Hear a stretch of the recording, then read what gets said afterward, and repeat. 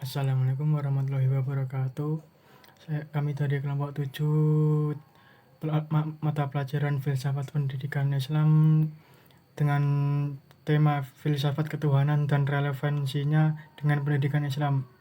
Di sini saya akan mempresentasikannya bersama teman saya. Yang pertama yaitu latar belakang pemikiran Tuhan. Yang dimaksud konsep ketuhanan menurut pemikiran manusia adalah konsep yang didasarkan atas hasil pemikiran baik melalui pengalaman lahiriah maupun batiniah, baik yang bersifat penelitian rasional maupun pengalaman batin. Proses perkembangan pemikiran tentang Tuhan menurut teori evolusionisme adalah sebagai berikut. Yang pertama yaitu dinamisme. Menurut paham ini, manusia sejak zaman primitif telah mengakui adanya kekuatan yang berpengaruh dalam kehidupan. Yang kedua yaitu animisme. Animisme di sini yaitu oleh masyarakat primitif, roh dipercayai sebagai sesuatu yang aktif sekalipun bendanya telah mati. Yang ketiga yaitu politeisme. Kepercayaan dinamisme dan animisme lama-lama tidak memberikan kepuasan karena terlalu banyak yang menjadi sanjungan dan pujaan. Yang keempat yaitu henoteisme. Politisme tidak memberikan kepuasan terutama terhadap kaum cendekiawan. Yang kelima yaitu monoteisme, yaitu kepercayaan dalam bentuk henoteisme melangkah menjadi monoteisme. Kemudian yang B yaitu kajian tentang Tuhan dalam ilmu kalam. Perkataan kalam berarti pembicaraan. Yang dimaksud adalah pembicaraan dengan menggunakan nalar yang mendalam. Ini merupakan padanan dari istilah Yunani logos yang juga berarti pembicaraan. Akal manusia dalam mengenal Allah hanya mampu sampai pada batas mengetahui bahwa Allah zat Tuhan yang Maha Kuasa itu ada.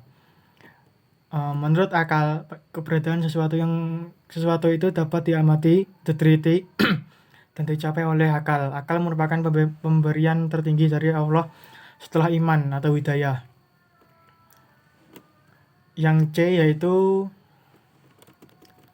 kajian tentang Tuhan dalam ilmu tasawuf. Corak religius ahli tasawuf berorientasi pada tasawuf bahkan jauh lebih dalam lagi. Tidak saja pada cinta ilahi yang merupakan doktrin penting tasawuf, melainkan juga para tokoh-tokoh sufi paling kontroversial dalam sejarah, yakni tokoh-tokoh yang langsung atau tidak menjadi landasan bagi terbentuknya doktrin wadah al-wujud.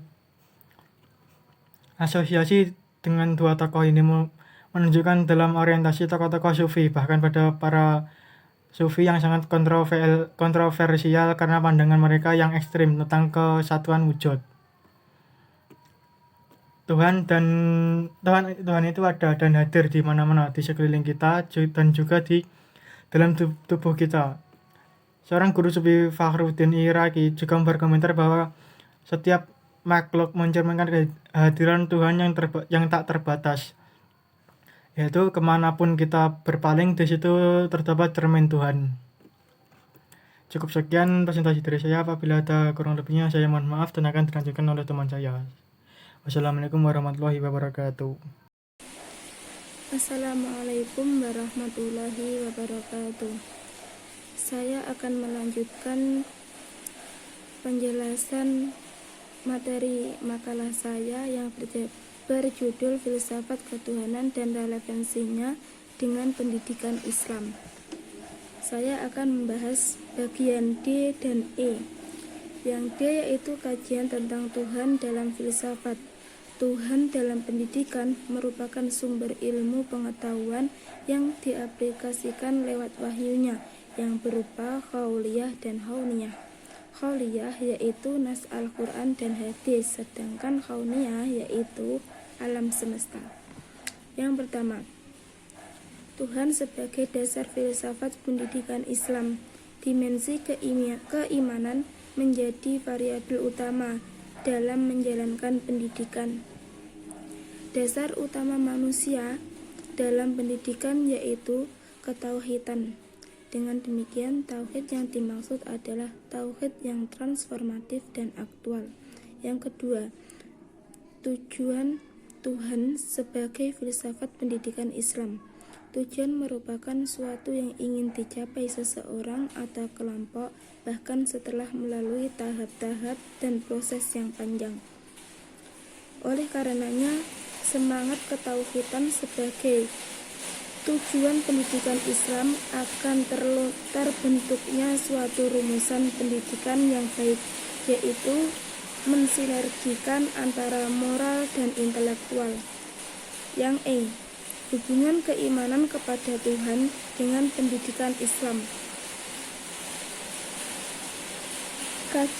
Kajian terhadap keimanan kepada Tuhan memiliki hubungan yang erat dengan aspek visi, misi, sifat dan karakter pendidik, tenaga pendidik dan peserta didik, serta berkaitan dengan sumber sarana, prasarana, dan media pendidik. Mungkin itu yang dapat saya sampaikan dengan kelompok saya. Kurang lebihnya, wassalamualaikum warahmatullahi wabarakatuh.